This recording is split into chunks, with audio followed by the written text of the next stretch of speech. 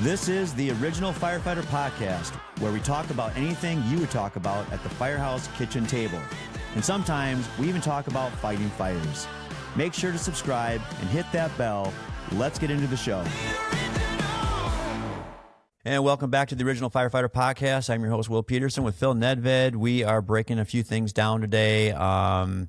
We do want to quickly just get past the fact that Charlie Kirk has been memorialized.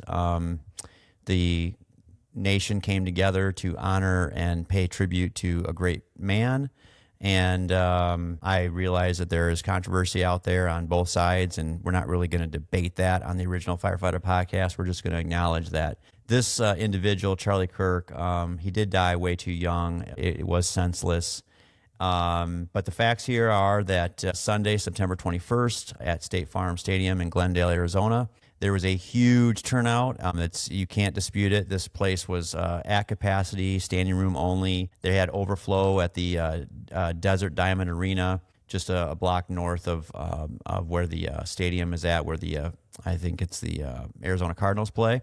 But on September 21st, that Sunday, they did honor Charlie Kirk, his life, his legacy. There is reported, official estimates are that they had tens of thousands, at least 90,000 people attended the memorial. There is even reports that they estimate 20 million people tuned in via cable or online and watched the service. And then if you were to, kind of go around the globe in a live streaming, that number goes even higher, according to the New York Post. But the big things to take away from that moment in time, and obviously this is going back in time a little bit. Obviously the assassination of Charlie Kirk was resonated. It was felt terribly across the country. Many people mourning his loss, and appropriately so. But the service itself, we have to just pay some huge respect to Erica Kirk, his wife, actually taking the time during that service to the big one is that she gave forgiveness to Charlie Kirk's murderer, and I think that speaks volumes. In a previous episode, we talked about on the show, just hoping that some civility and humanity gets brought back to the surface, and attention is given to treating each other with some dignity and respect, and listening to each other rather than shouting, rather than turning into some sort of physical violence and confrontation. Even on this show, this is the original Firefighter Podcast. We talk about everything. We talk about what we talk about at the kitchen table at the firehouse. We go beyond the call of duty, and we don't just talk about fires. We don't talk about EMS all the time. We try to give a little mix on the show. And we have to take pause when such things happen in this country. And we have, done that a lot on the original Firefighter. We've talked about the previous assassination attempts on Donald Trump's life, for example. And we've tried to talk about that in the way of, how does the fire service get pulled into all of this stuff? We are not exempt. We are right there when all this stuff is happening, and especially when they're happening in such dramatic fashion, such as on the campus of that college in Utah, or whether it's Butler, Pennsylvania. The firefighters are there, and they're a part of all of this. We're witnessing it in real time, and we should be a part of the conversation about what it means to treat each other with respect and dignity. I mean, we got to get along within the firehouse. We got to get along with people on the street. We got to get along with our fellow firefighters and police officers and EMTs, and we got to get along with the people that we serve and the taxpayers and those within our community that we want to protect. So we're just trying to send a message out from Original Firefighter that we hope for civility and for compassion and listening to one another to come back to the center and the focus of what we should be doing as Americans. And that's all we want to really say about that here in Original Firefighter. But that being said, we're going to keep moving on to another highlight that did happen within the last couple of weeks. We just want to pay respect, as you notice, at least from if you're watching on the show. I chose today's episode to wear all blue, and I'm just doing that out of respect for the law enforcement officers who were killed in Pennsylvania on September 17th. There were 3 officers on September 17th in Codorus Township, York County, Pennsylvania. 3 detectives with the Northern York County Regional Police Department. They were fatally shot, basically ambushed when they tried to open a door, and there was another person on the other side that shot and killed those officers. There were 2 other officers that were wounded during the shootout, and this, the one that did the shooting of those officers, we're not going to say his name. He was 24 years old, but he was also killed in the shootout. So, yeah, I mean, tough days and weeks that we've had here in America. We should be lifting up our law enforcement community and our partners on the street, and we just want to make sure that here at Original Firefighter, we're thinking about you guys.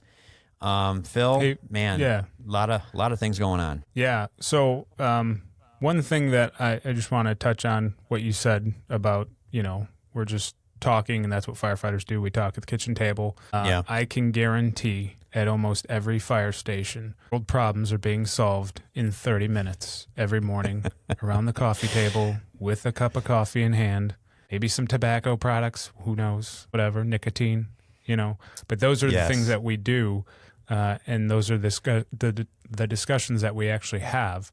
And by the end of it, we feel, man, if someone would just listen to us, we could solve the world's problems. And that's all we're trying to do. I'm only here. laughing because you're so true. It's so true. Problem, so. Yeah, you could take any conversation or any topic or anything, and it could be the worst. I mean, we've been really going at things this year, from everything that's happened out in the LA fires, and we've been after, Mayor Bass and the handling of that, and Governor Newsom, and I just can't help Governor Newsom, right?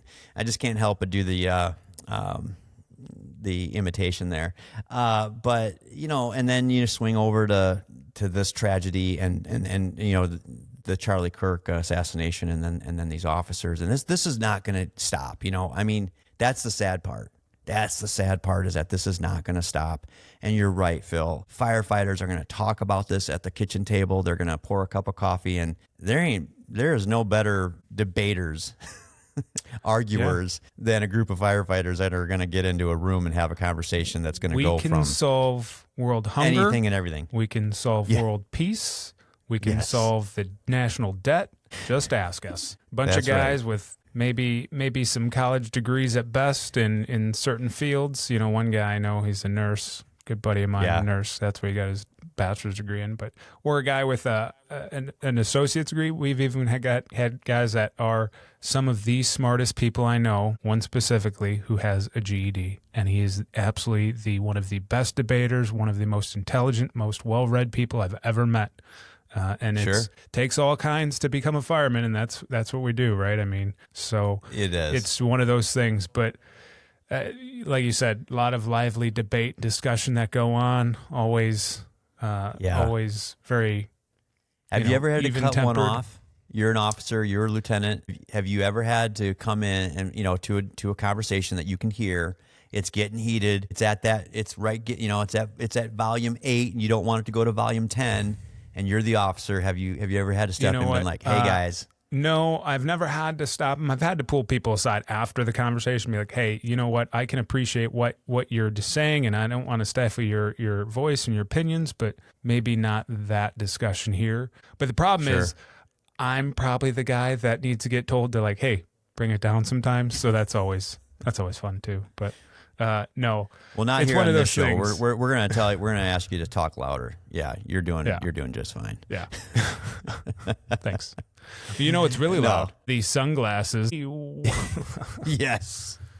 Hey, listen. I look forward to when we're tuning in and just checking out, like, what sunglasses are you going to have today? This, I've been going through this whole situation with my new setup out here as I've done my move, and I was trying to figure out what's going to be the backdrop, and it sounds like you guys like the grizzly bear that's joining me every week, so he's going to stick around for a while. But your sunglasses, they are the thing these days. It's like, okay, what? And I think you're representing what? Some Cheap Trick there? A little Cheap Trick, little Rockford connection there. Yeah, Rick Nielsen and his black and white checkered. Yeah. So thought I'd pick these up. I saw them. They're the blue blockers. They're original. Right, that's like us. That's right. That's right. There's only one. There can only be one. You know, hey, it's did crazy. you know? Oh, go ahead. Go ahead. I was just going to say, like, a lot of people don't know the saying for the city of Rockford is real, original, Rockford, Illinois. Rockford. Yeah. I do know that.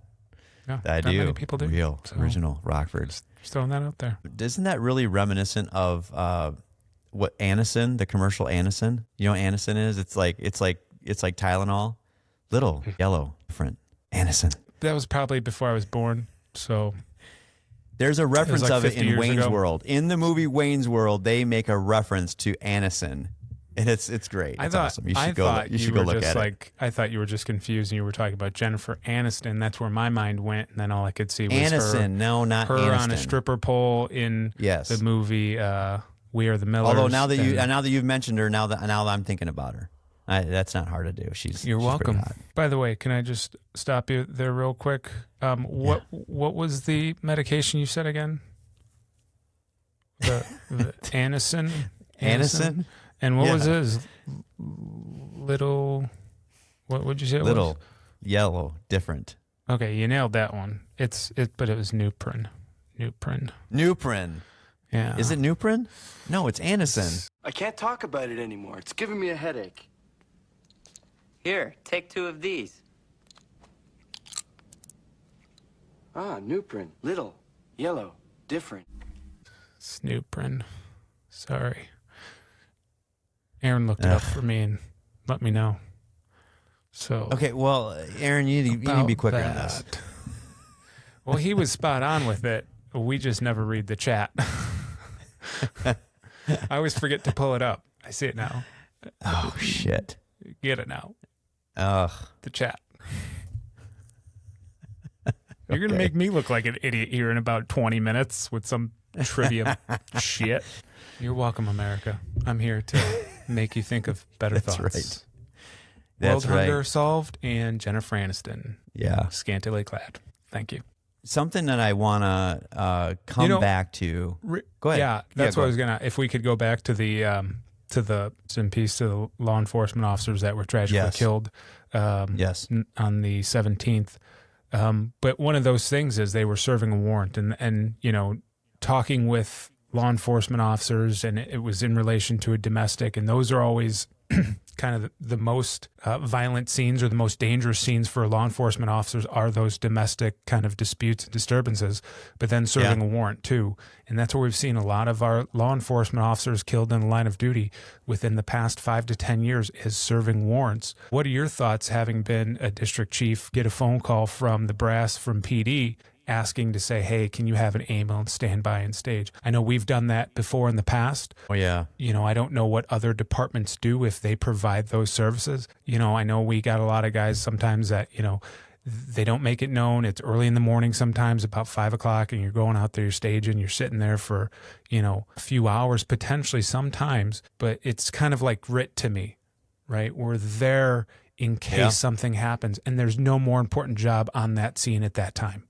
We might not get to do anything. 99% of the time, we're not going to be. We don't want to do anything. Activated and involved. Not in that moment. Yeah. But it's one of those things to me is it's the most important thing on that scene is that standby ambulance, just like RIT on a fire scene. It's one of the most important things. You have to have your best people there, positioned properly, ready to go to work when it's time to work, to potentially save the lives of our own. That's why we're doing it. Yeah, I mean, I think you kind of posed a question there, and so I'll just answer what I think I'm hearing you asking, which is absolutely. As a district chief, it's the same as a battalion chief for those listening and viewing back there in Rockford. But I mean, absolutely, there would be a couple different scenarios that would play out. I could go down the road of we would just be tied into an incident that was actually occurring in real time. I can think of the Heritage Credit Union out at Alpine and Mulford. That was a terrible standoff. And these were two incidents that I was not on, but I'm very well aware of how they played out. And I'll take the first one, which is, you talk about the high risk warrants, the serving of a warrant. You know, we had the incident at the Extended Stay America there out far east of Rockford. And that was a warrant that was attempted to be served, and then we lost a U.S. Marshal, actually. What's his name there? Deputy the Jacob, officer that was shot. Deputy Jacob Keltner with the McHenry County Sheriff's Department, who was assigned with a task force team with the U.S. Marshals at the time of the incident. Yeah, so he was basically sniped and shot and killed there at that incident, and then we swing over to another incident, and this was domestic related as well, but it ended up being 3 people shot there at the Super 8 motel there again on the east side of Rockford. Rockford's had some rough stuff there on the east side of Rockford with the hotels and things like that, but that incident in and of itself was very dramatic with our people, the Rockford firefighters and EMTs. They were the paramedics. They were on scene very quickly. They were dealing with a very tragic event that had unfolded in the lobby there with 3 people shot. I believe there was 1 loss of life, 1 murder there, and then the shooter barricaded himself in a first floor hotel room. Our people were still working inside that hotel when all of a sudden shots rang out down the hallway, and there was a pretty dramatic shootout that happened in that hallway, which led to another standoff and things of that nature. So, I mean, these things, they happen in real time, and the firefighters were always there, That specific incident was the one that we utilized for our training when we were forming our rescue task force with Rockford Police. And that was, it was for our aspect or our end of it. We were very fortunate that we did not have any injuries. But the takeaway and what we could learn from that incident to better ourselves, and then working with the police department, which had never been done prior to the training that you had spearheaded for us as a department to be more proactive on these types of incidents. So thanks for that. Yeah, Thanks, I got to be real clear about that. I mean, I really did get, and I wasn't the only one, but I can tell you, I really did get tired of going to these incidents day after day, month after month back there, and just not having a secure game plan established. And we know now that, Rescue Task Force and things of that nature have really, penetrated into the fire service. A lot of firefighters and fire departments are now outfitting themselves with some kind of ballistic gear, and they should. I mean, at the end of the day, that's what they should be doing, and they should prepare, and they should practice, and they should have good interaction with other jurisdictions that are in your surrounding community. You should be working with your law enforcement agencies. You should be working with your EMS services. You should be working with your local hospitals and project medical directors and surgeons. And, everybody needs to be on the same page in this day and age, in this world that we live in. And things that happen, like out there in Pennsylvania is just it's an understroke of what needs to be prepared for. And we keep saying it. It's unfortunate that we have to keep preparing for this, but we're really clear here at Original Firefighter. We believe, I believe, I'll speak for myself on this one. I believe this is a mental health crisis in America. This is a mental health moment of our country, and there needs to be serious conversation. We need to stop getting into these quagmire debates and conversations. I think we've mentioned this before. I mean, gun control and trying to strike down the Second Amendment in any way. It's not realistic. It's not really tackling the issue that we're dealing with in this country. It is mental health, and it's the lack of support and funding for mental health at the local, state, and federal levels. All 3 levels have to be serious about this issue. Otherwise, we're going to continue to see loss of life, and we're going to continue to see law enforcement, especially law enforcement, being struck by gunfire unnecessarily, firefighters and EMTs getting caught in the crossfire. This is the reality. We've got to take this mental health issue serious, very serious. It needs to be top of mind. I hope that it's the next thing for the next presidential election, and when they go on stage and they're doing their debates, and whoever's going to be the candidates and whoever they are, have an honest conversation about the mental health crisis in this country, and let's get some things happening in the right direction in that category. This episode is brought to you by Strike the Box Cigars, Pipes, and Tobacco. Whether you're a seasoned aficionado or just starting your journey into the world of fine tobacco, Strike the Box has what you need. From the finest cigars to premium loose leaf tobacco, Strike the Box delivers on quality in a welcoming space where you can enjoy a smoke and good company. Additionally, Strike the Box specializes in vintage pipe restoration. We're talking estate pipes brought back to life with craftsmanship that borders on art. Got Grandpa's old briar gathering dust? Let the crew at Strike the Box make it smoke like new. Check out their full list of vintage pipes for sale at striketheboxpipeandcigar.com or swing by the shop located at 6935 11th Street, New Milford, Illinois. Soak in the aroma and talk shop with real tobacco lovers from the American Fire Service. Strike the Box, where fire, flavor, and tradition meet. Again, that's striketheboxpipeandcigar.com or swing by the shop located at 6935 11th Street, New Milford, Illinois. Yeah, unfortunately, that's all fair, absolutely fair, and spot on what you said there. Unfortunately, I don't see a change with that coming because now we're changing the DSM-5 and changing terms and changing, what actual mental health issues are or renaming things. So we're unfortunately, we're going the opposite direction right now, I believe. Well, I love that we have a name for everything now, for every problem and every, you know what I'm saying? Like everything has a name. Everything that's, that you can diagnose out there, somehow we've figured out a way to diagnose it. We just don't have a way to actually deal with it, correct it. Yeah. Yeah. So it's a frustrating topic, no doubt. Yeah. And we could go on and on about that. But let's with the issue with the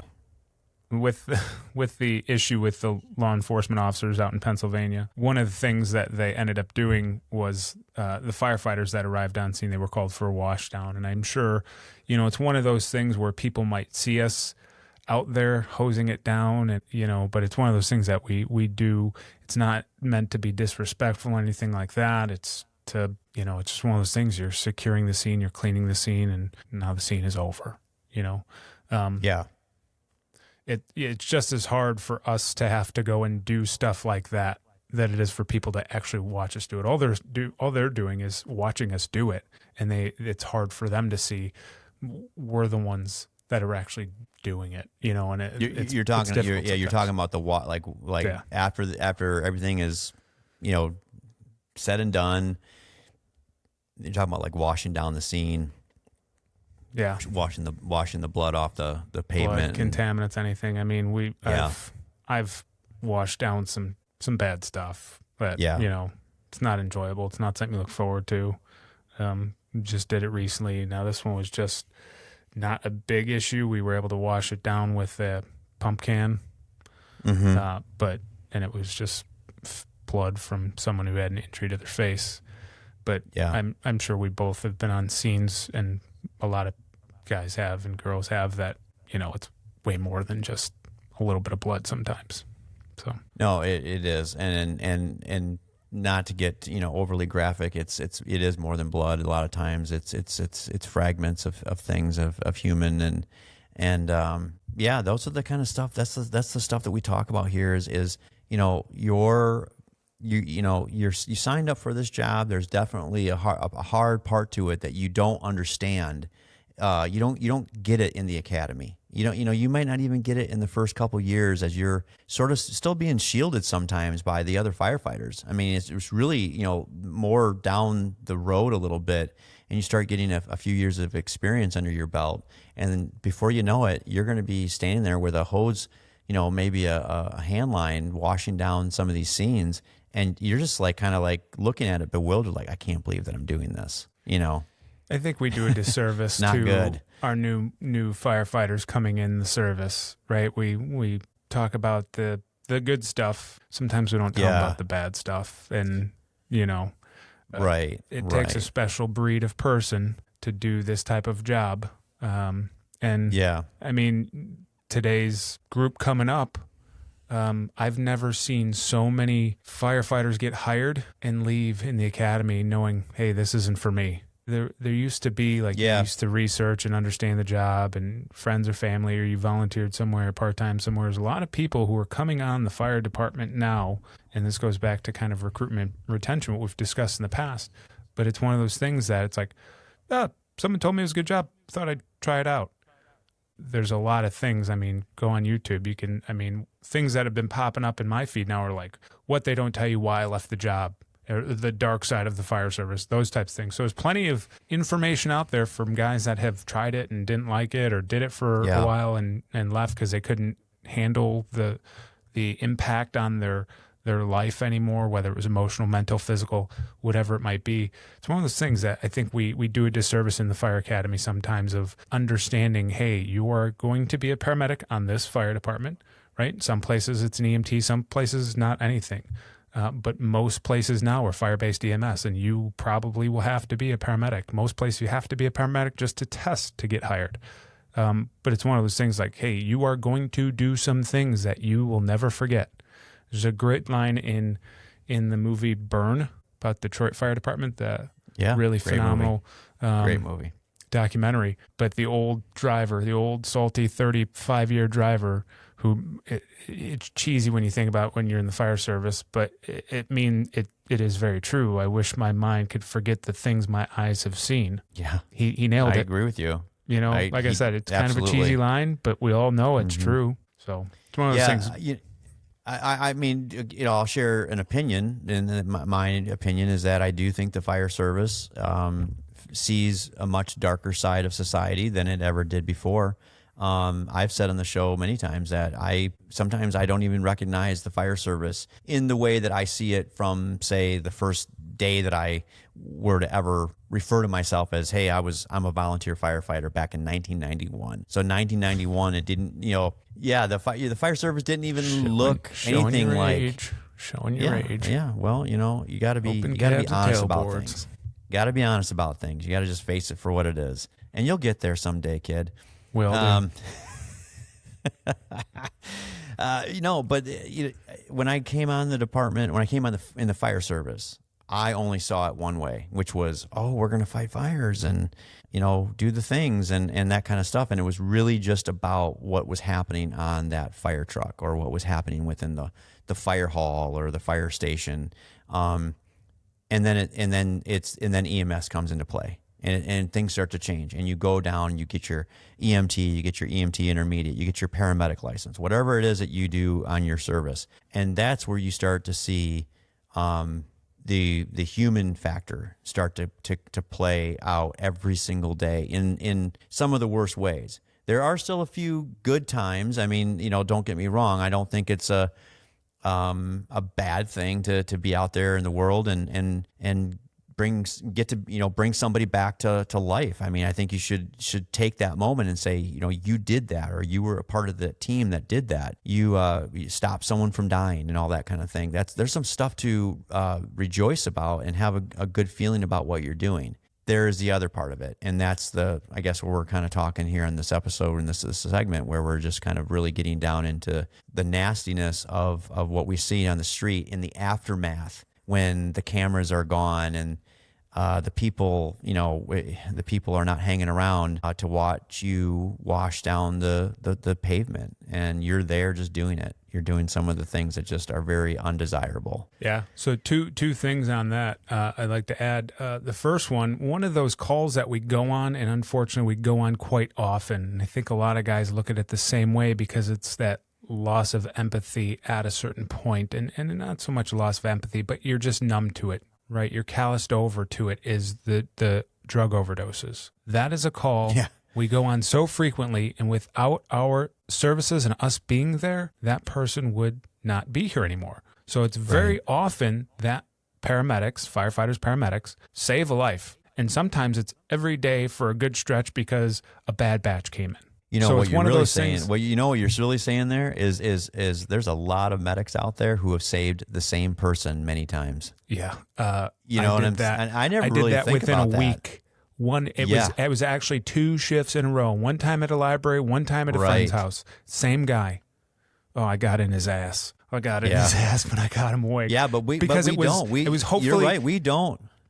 Go ahead. It was hopefully that life-changing moment of, brother, man, I've done this 2 times in 3 days for you. Without trying to give him some religion, you'd be dead twice. Right. You need to find Jesus. It's one of those things, Yeah. though, that you get in their ass a little bit, and it's the tough love. Listen, I have no ill will towards you. I want you to survive. I want you to kick this habit. I want you to be better and get better, but you got to want it too. And maybe with a little bit of tough love, because maybe you haven't had that in life to this point. Maybe everyone else in your life has already written you off. Well, I haven't yet, and I'm here. Now we're friends. I've met you twice now in 2 days. I've seen you more than I've seen maybe my mother or maybe my father at that point. So we're going to have a candid conversation real quick. But it's one of those calls that I think that we get so callous to, unfortunately, because it's time after time after time, and it just, we don't take it for what it is. We potentially impacted life because we don't know when that last overdose is before they change their life. All we can do is try and give them hope for the future, and that's what we do. And I think a lot of guys forget that sometimes. That's one of those things. I'm going to tell you, you kind of enlightened me here on this subject. And if you're listening and viewing, I hope that you take this in a little bit to yourself. If you're one of those individuals that have gone out there time and time again, and you've interacted with the same person over and over again, and you've brought them back from the brink of death because you've got the Narcan, you've got the experience, the knowledge and the expertise to do that. You should be giving, we're going to give you some credit right now and say you are doing a great, fantastic job. That might be very aggravating for you to have to go repeatedly to those people and do that over and over again. I get it. I can hear, the comments coming in going, it could just sound very negative. I could hear that potentially. But at the same time, I mean, Phil, I think you really are hitting on something that's important here, is to say you actually are saving, these individuals over and over again. They are worth it. We know people that, have those that are out there that are, have drug addictions and things of that nature that, we would want to do whatever we could for them. We'd want to do anything that we could for a family member. We don't know these people all the time, and that's not our job to know them. It is our job to respond to them and to do everything that we can to stop them from dying. And I think you just really have hit on something that's pretty important here. This episode of the original Firefighter Podcast is sponsored by Castle Contracting. Castle Contracting offers commercial and residential restoration, leading the industry in roofing, residential siding, gutters and downspouts, egress window installation, storm damage assessment and repair, and solar energy, saving you money and time. If you want to be treated like royalty, contact Castle Contracting to schedule a free inspection. Call them at 877-512-4207 or go online and visit castleexteriors.net. That's 877-512-4207 or go online and visit castleexteriors.net. Serving Illinois, Wisconsin, and Kentucky, Castle Contracting has you covered. Your home is your castle. Call Castle Contracting today. Well, one thing that I'll say to finish it off, 130,000 opioid overdoses last year, more than 130,000. But it's one of those things is one person might be 5 of those stats. But it might not be the first time or the second time or the third time that you give them the Narcan to where they change life, because they obviously did it a second and a third time. It might be that fourth time that they might have that realization finally, and they might turn around their life.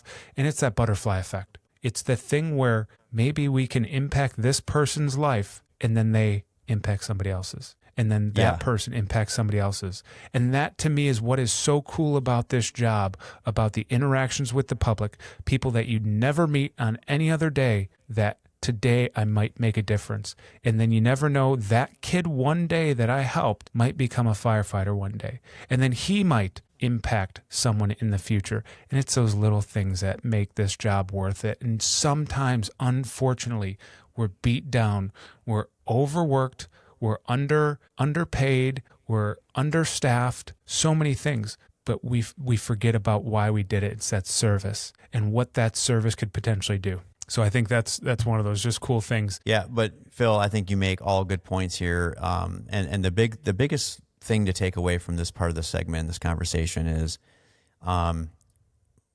there's two things can be true, right? That's kind of the saying these days. Everybody's saying that. Two things can be true at the same time. But it's true. We do go out on a lot of people that are near death, close to death. They're going to die if we don't intervene. We signed up for that. So there is a part of this, kind of this continuous mental health conversation that's like, you kind of signed up for it. And I've heard that before. And I'm okay with that. Like, I get that. I get that that's a part of the job and that's a part of the fire service. And we do have to absorb that. You reference that, you have seen more and more people of today's generations that are getting into the fire service, kind of checking it out and then deciding it's not for them. And I do agree with you. I think that is happening at a more of a quicker rate than say when I started, and it seemed to me like nobody ever wanted to walk away from this job. I didn't know anybody that ever stopped and said, I just don't think this is for me. I just don't know anybody that ever did that. But now I do see your point. I see it kind of trending trending is not the word because it's not happening that frequently. But I think that there are more firefighters or the attempts of people being a firefighter than saying this isn't for me. I do think that is on the rise. I think you're right. Yeah, I think one of the things we can do is maybe if you're interested in it, get some better understanding, maybe some training. How old were you when you went to EMT school? I think it was a long time ago. I'll give you time to think 20. about it. 20. I was we'll 18. Say? Yeah, 20. I was 18, and there were 3 guys I went to high school with who actually went to EMT school while they were in high school. And the day they graduated and the day they turned 18, they got their licenses in the mail. I went shortly after that, as soon as I graduated high school. I went to paramedic school when I was 20 years old, before I was even on the fire department that I'm currently on. So it was one of those things to where I had a pretty good idea of what I was getting myself into while I was doing clinicals for EMT, which is a very short amount of 16 hours maybe at the time. I mean, this is 24 years ago or 23 years ago. So it was the clinical time for basic stuff wasn't that much, but in one of the 2 days I was doing clinical time, worked my first code. And I tell this when I teach CPR about cracking ribs. So it was an 87-year-old female coded in the hospital. So they bring me up and they're like, we're going to have you do CPR. Great. Let me get hands-on and in there, right? And at this point, 18 years old, you haven't seen much in life. You see the full body when we're doing things like that, like inserting a Foley catheter into an 87-year-old female. Not something I ever want to visualize again, see again. But I wish my mind could forget before that the moment, things all my you knew eyes that- have seen. Right? All that you know before that moment was, wait a minute, I thought that they had a plastic head. Yeah. and a blue half torso. Yeah. So you do CPR, and especially someone that age, what are you going to do? You're going to break ribs. I remember the first compression, the second compression, you hear that like a breaking, xylophone. and then you feel that crepitus. And what do? The urge is not to hear that noise anymore, not to feel that up your arms anymore. So what do? Your compressions are less forceful. Yeah, you and back the doctor off noticed that, and he noticed it right away. He saw how young I was, and he goes, "Hey, you're doing a really great job. But what I need you to do is keep doing good compressions. I know her ribs are breaking and they're already broken, but without her heart beating, she doesn't have a chance of survival. So what you're doing, keep doing it good." So that was like, okay, sounds good. Unfortunately, she passed away. And then when we stopped CPR, I could see her chest was like pushed in one side because I broke everything in there. 87 years old. They're brittle. They're old, unfortunately. And it's one of those things that I'll never forget, though. So yet again, at 18 years old, doing compressions on someone for the first time in my life, you kind of have that idea versus going to a fire academy, no experience or background in EMS before you even start that, and then getting through a fire academy, and then going to EMS school for EMT, and then paramedic later on in your career, whenever your department sends you. It's one of those things like you haven't experienced 80% of what we do in the fire service. 80% of what we do is EMS day in and day out. Yet again, 75% of those calls are non-emergency. But the 5 to 10% that are emergency, you're going to be doing some really cool things, but it's going to be stuff you're never going to want to do again. Delivering a child, one of those. Don't want to ever do that again in the field. Not a fan. Two or three times I've done. My belt. Fortunately, I was with my best friend and my best partner of all time doing it. So we were just, the nurse called us Salt and Pepper because he had blonde hair and I have brown hair. But we looked at each other. We were Starsky and Hutch. We were sliding over the hood of the ambulance like, The problem is Where I had you- a key. where you- I had where you keys on now? my belt, and Were you now? don't do I that. highly That's a doubt deer chief that. letter but- by a scratch on the hood when you butt slide that bad boy. Yeah, don't do that. That's stupid. Don't Starsky and Hutch it. But So unfortunately, you really with him, did do that, I mean, you can or check did my you, file, or did you No, just I- dream it? And probably dreamt it. I don't want to admit Yeah. to scratching things. That gets me in trouble on this thing. I'm going to get Gold Town tomorrow, probably. We watched the podcast, Phil. You said you scratched it back in Oh, 2017. give me a break. Give me a break. Sometimes. What I'm saying is don't That's butt what's slide fun. the That, hood you know what? of the You ambulance. give Don't me do a it. lot of Don't do jacking it. about my age these days, but you know what? I'm glad to be where I'm at because I can say whatever the fuck I want to say. Lucky. I feel lucky. With that being said, though, I do want to give a quick shout out to some whitefish firefighters, and here's why.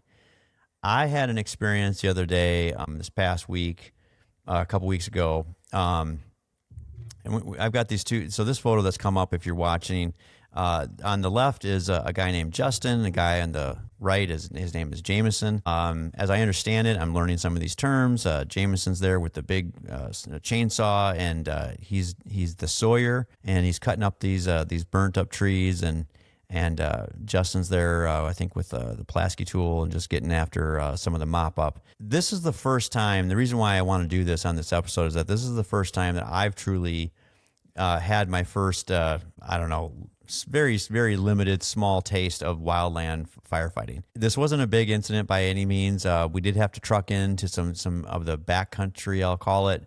And to me, everything here is backcountry. These guys around here, they know everything, the whole landscape by like the back of their hand. And I get lost if I just make a couple turns out of my neighborhood right now.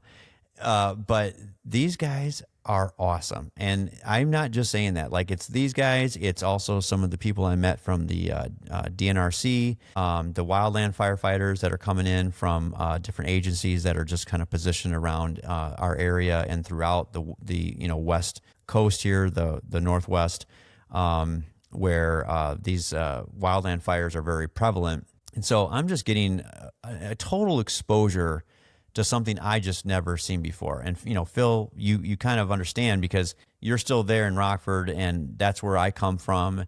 It's very metropolitan, urban, commercial, industrial, with residential kind of, sporadically peppered in. You said metropolitan, and all I could think of was like having a Cosmo with your pinky out, having a sip. Very it's not that kind of metropolitan. It's a little bit more. You referred to the movie Urban. It's street urban out here. Yeah, street. It's a little street. It's a little Detroit, if you will. Sorry if people don't agree, but I kind of always looked at it that way.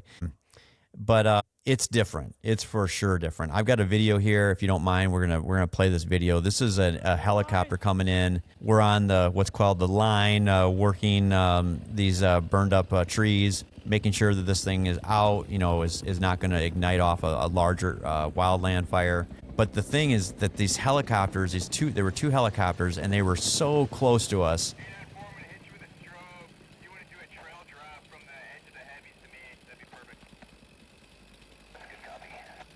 Yeah, so that's the guy. He's the incident commander on the scene. Down.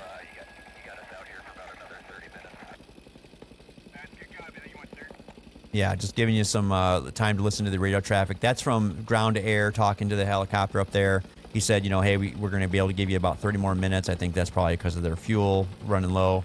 But these guys are coming in over.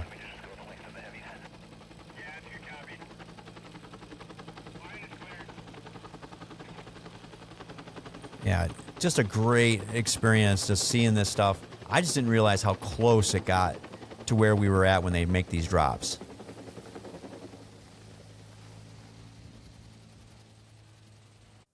Yeah.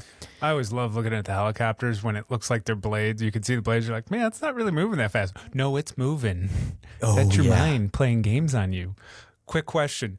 The incident commander sounded pretty California-ish. I kind of liked it. He was kind of like cool guy, like, all right, yeah.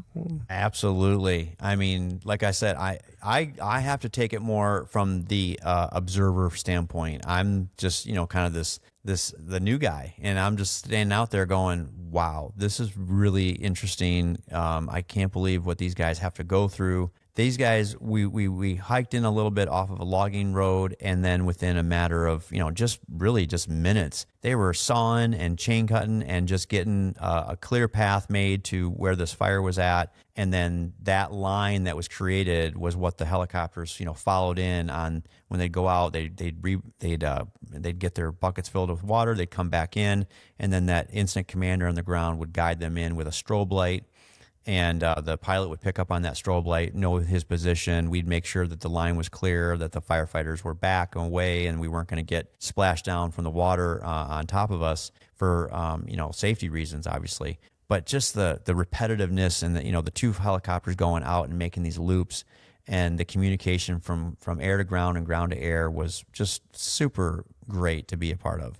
So I just wanted to say thanks to Justin and Jameson, Whitefish Fire, and glad that we had that opportunity out there. So when you say backwoods, I've got a question. Like you get turned around. You're a city fella, right, out there in the backwoods. So when you're like, hey, how do you get here? And they're like, just down the road a piece. That seems like a very backwoods term, right? And you're like, oh, okay, sounds good. And you're going for like 6 blocks, like, still not there. A mile down the road, still not there. I thought they said it was down the road a piece. What's a piece? It's kind of like when you go on a call and you're like, how long's it been going on for? Like, been about a minute. All right, I need more specific terms than a minute. What's a minute? Is it actually a minute? Is it a few minutes? Is it an hour? Is it days? Because you have foot pain and it's been about a minute. What's a minute? Yeah. Yeah. So that's the down the road a piece is the backwoods, and been about a minute is the urban city talk. Well, to your point, like when you and I are back, back in Rockford together, if we tell each other like, hey, it's just about it, or when we say, hey, it's 5 blocks down that way, it's truly 5 blocks down that way. Like it's that's what it is. City blocks. Here they could be it's just a couple miles down the way, and you're like, a mile out here seems farther than 45 minutes later. Yeah, exactly. That's so true. So everything has been a wonderful experience, and like I said, this was just one of those moments that I had to check myself and say, I have. Again, Phil, you get your jabs at me for the difference in age that you and I have. I've got 34 years in the fire service. I have never done this kind of, firefighting, wildland firefighting. And I've never seen that those helicopters and that operation up close and personal like that. So it really felt like, I was kind of checking a new box, if you will. And I'm just happy that I got, I get to have that opportunity. So I'm grateful. There's, so many different types of firefighting, right? When we're out here in the city area, we're residential structural firefighting. And if you have high rises, like I came from a department that there were no high rises, square mile town, we didn't do that stuff. So then coming here, we've got high rise. Now I need to learn this kind of procedure. Then you go out to more rural urban areas and they are doing grass fires and wildland firefighting out by you. Then you got airport, ARF rescue, kind of ARF firefighting. I feel bad because there's one time my buddy Chris will remember, if he watches this, that we were out at the bars and our buddy, who's a battalion chief in Charleston, South Carolina, met this girl and she said, I'm a firefighter too. We're like, oh, really? What department are you on? And she was like, I work for a refinery, like an oil refinery or gas refinery, something like that. And my response to her was, what kind of calls do you go on? Odor of gas? And I felt like, I feel bad now looking back at that. I was, young, stupid, and probably drunk when I said it.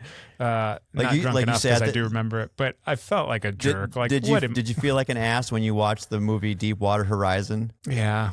Where you were like, son of a bitch. Yeah, that came a while afterwards, but not great. Oh, that's funny. Where can I get that T-shirt? Well, we got the answer.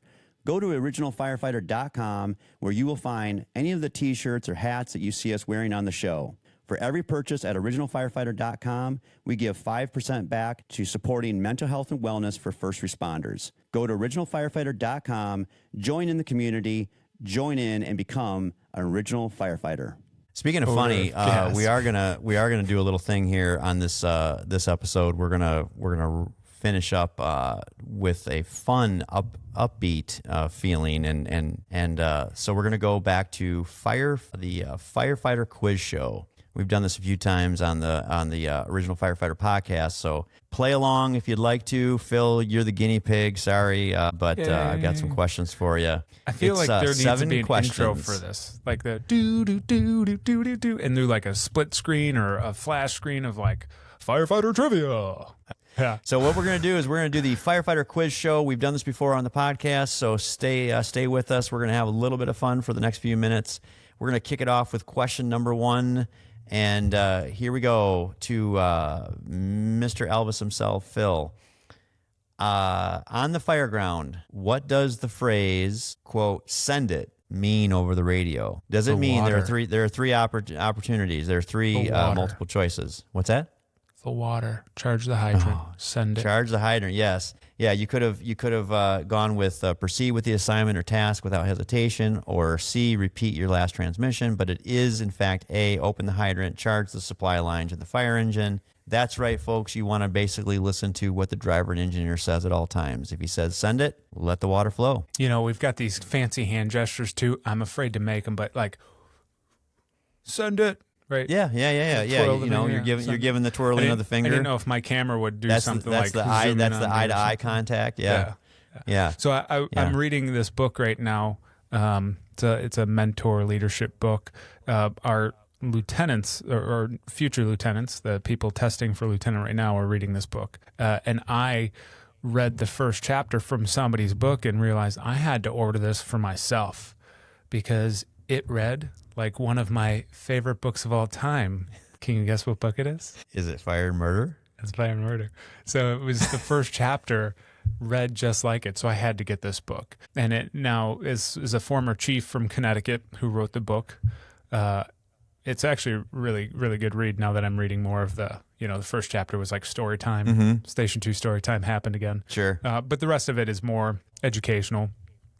But they had this fire and things weren't going well, and they couldn't get crews over the radio, and he was watching from the outside how it was continually getting worse, and he was like, dump the building. And so when you said send it, I was like, dump it. What's dumping it mean? Not pooping, pooping. No. Not dumping it. Dump the Most building. things don't actually mean what they sound like. The good thing, though, is, hey, make sure that you have at least visual contact or radio communication before you open that hydrant, because that could be bad as well. Can we just end the quiz there and I go out on top like a winner? Not look like an idiot, because that's question what's number happen 2. Right now. Oh, God. Question number 2. Back in the old days, before radio dispatching, if someone said, quote, he was a good Jake, what did that mean? Was it A, he was lazy and late to the firehouse? B, he was good on the Joker ticker tape stand? Or C, he was the driver of the steam engine? Steam engine. Is it B. the second one? It's the second one? It was the one that it should have been? Yeah. The one he was a good Jake. One of the highest compliments in the fire service was the guy that knew how to run the Joker stand, the ticker tape, the Morse code, Remember, tap out. 85, there were already cell phones when I was born. They were bricks, but they were cell phones still. So, I mean, this is... Well, good. Then I hope that you appreciate a good education here. I appreciate Question it. number 3. Who were the first protectors to use the Maltese cross, which became the universal symbol of firefighters? Is it A, the Knights of St. John during the Crusades, B, the British Royal Navy in the 1800s, or C, the first American volunteer fire brigades in Boston? The first one. It is A, the Knights of St. John during the Crusades. Their bravery in facing fire during battle gave us the symbol we wear proudly today. And the Knights...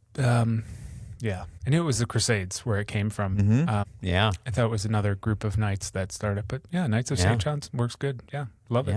Yeah, love it. Now I don't feel so old. Yeah. So, okay, we're going to go to question number 4. It's Christianity. It's about Christianity. That's why I got it. So read a Bible every once in a while, folks. Question number 4. Here's a hot one. What's the main difference between a flashover and a backdraft? Is it A, flashover is total room ignition from heat, backdraft is an explosion from sudden oxygen reintroduction? Or B, flashover only happens outdoors, backdraft only indoors? C, flashover involves gas leaks, backdraft involves electrical failure? Can you do that again? Because I thought you gave me A, B, and C, and then C again. I'm going to go A No. because obviously flashovers, everything reaches its ignition point because of off-gassing. That's right. And then the backdraft is the introduction of the oxygen to feed that fire that most likely was probably snuffed out. One of the pieces of the fire triangle were missing oxygen. So Right, exactly. what a lot of people don't realize actually is when backdrafts are not rare but not common. Right. Which would make them It rare, does right? take a lot. It does take a lot of things to come together for a backdraft to occur. When people say, "Oh man, we had a backdraft," what they don't realize is probably a smoke explosion rather than a backdraft. Because what is smoke? It's those unburned particles that then ignite because they reach their ignition temperature. So, fun fact for the class. You're going to make a good captain. Or just a good lieutenant, really good. You know what? I could be a mediocre captain or a really good lieutenant. You're a pretty good lieutenant. I'm going to give you that for sure. You're good. We'll just end it there. We got to keep trying though. Keep learning. Keep working. Just was in a Question class all number weekend. 5. It was really fun. Question number 5. On the fire ground, what does the term "a second lead out" mean? Is it A, a backup water supply to hydrants? Is it B, stretching a second hose line into the building? Or C, deploying a second ladder truck? B, second line. That's right.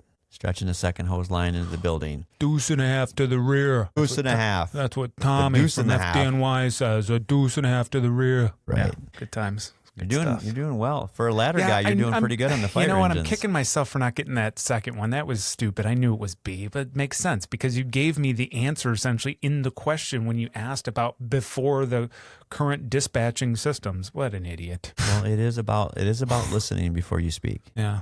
I struggle with that. Ask my wife. All right. Question number 6. We're getting close to the end. According to NFPA standards, what's the total length of ladders a Type 1 fire engine should carry? Is it A, 115 feet, B, 75 feet, or C, 200 feet? Well, that's a good question. I want to lean towards just a fire engine. I would lead towards 75 feet. It's A. But I didn't answer yet. I would say I would lean, but I was going to say I would lean Well, you're towards not doing very well, 75 so I just feet, thought I'd help you. But 150 feet is what I'm going to answer.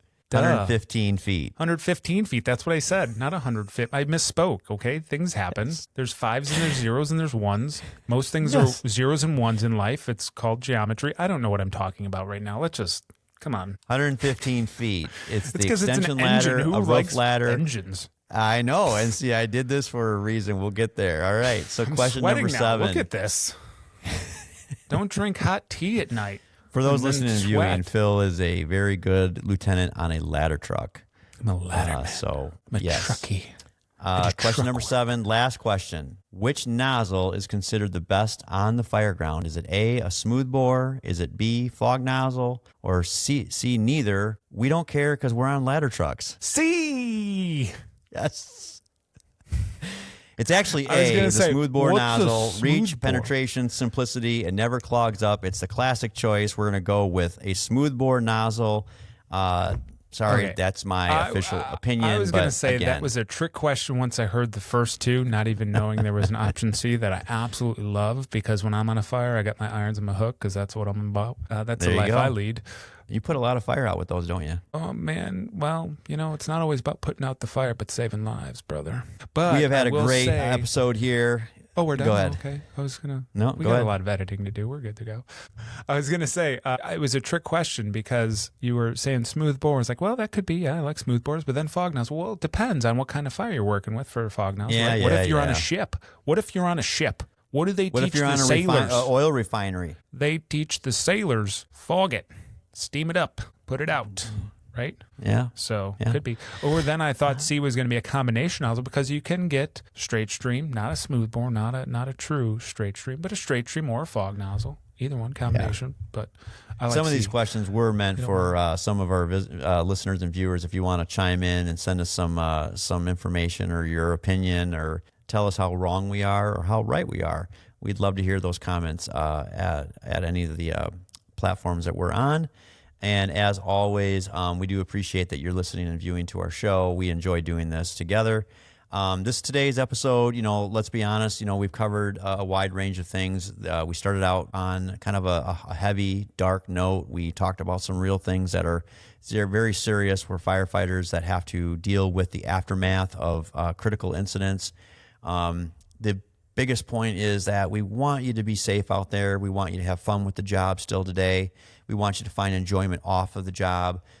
We hope you have fun with our quiz shows. And at the end of the day, we just want you to be safe out there.